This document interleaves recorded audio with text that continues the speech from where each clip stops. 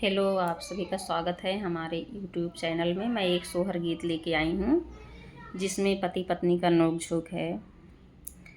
तो अब इसमें देखो, भाभी उनको उनके भैया भाभी के लिए समझ रही थी, इसलिए मना कर रही थी कि मैं नहीं बनाऊँगी, अब अपना है तो अपने के लिए बनाएँगी।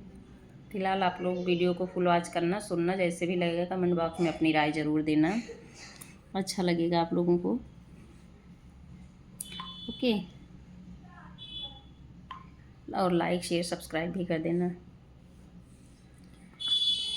धनिया पलंग जीनी तोड़ा तयांगन बाहर तयांगन बाहर हो।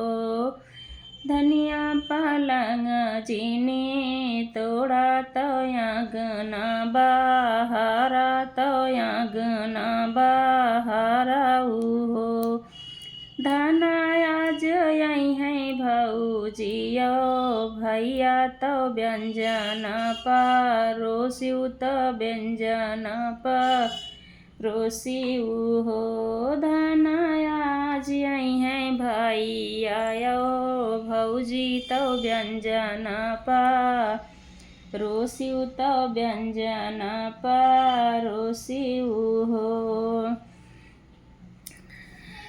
गोड़वा पीराने मोरा हथवा तमुड़वा पीरान्यो तमुड़वा पीराने महो।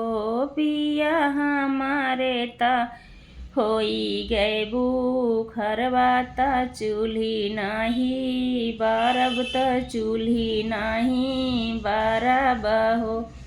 पिया हमारे ता होई गए बुखरवा ता चूल्ही नाही बारब चूल्ही नाही बारब हो। एक हाथे लाई लका रहिया त दूजे बाटुलिया त दूजे बाटुलियाई हो। धना एक हाथे लाई लका रहिया दूजे बाटुलिया त दूजे बाटुलियाई हो। धना एक हाथे लाई लका रहिया तयाउर बाटुलिया तयाउर बाटुलियाई हो। धना साग यो भात बनावा त भौजी खाई ले हैं त भौजी खाई ले हैं हो। धन साग यो भात बनावा त भौजी खाई ले हैं त भौजी खाई ले हैं हो। बटुली ने गाए हमारी फूटिन कड़हिया पड़ोसिन कड़हिया पड़ोसी न हो। पियवा बटुली गए मोरी फूटिन कड़हिया पड़ोसी घरे कड़हिया पड़ोसिन में हो। आगे सुनो।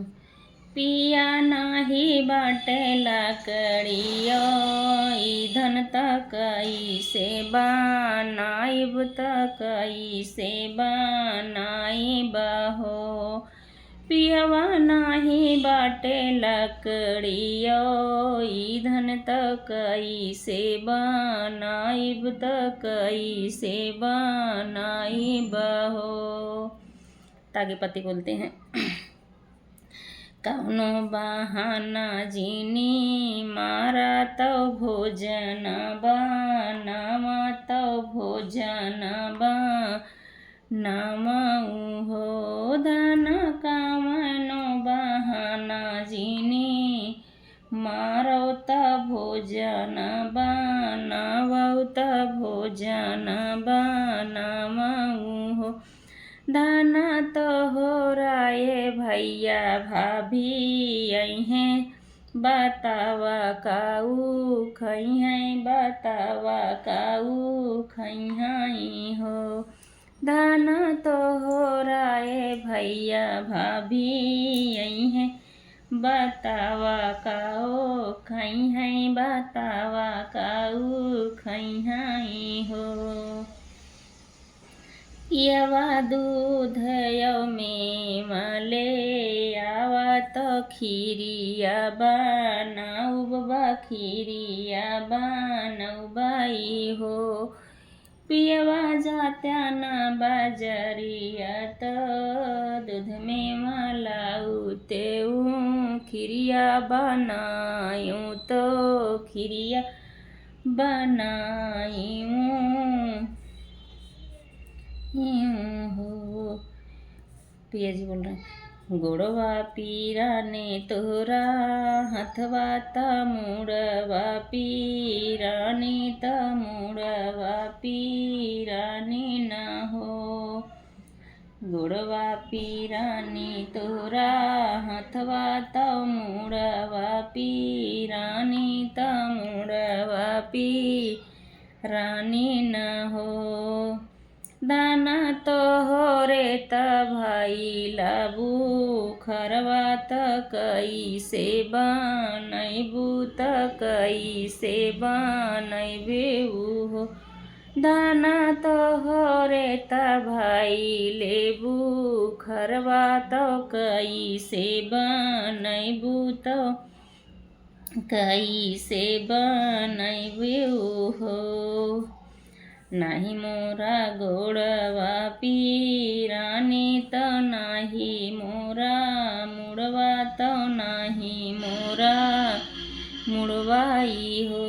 पियवा नाही मोरा गोड़वा पीरानी तो नाही मोरा मुड़वा तो नाही मोरा मुड़वाई हो।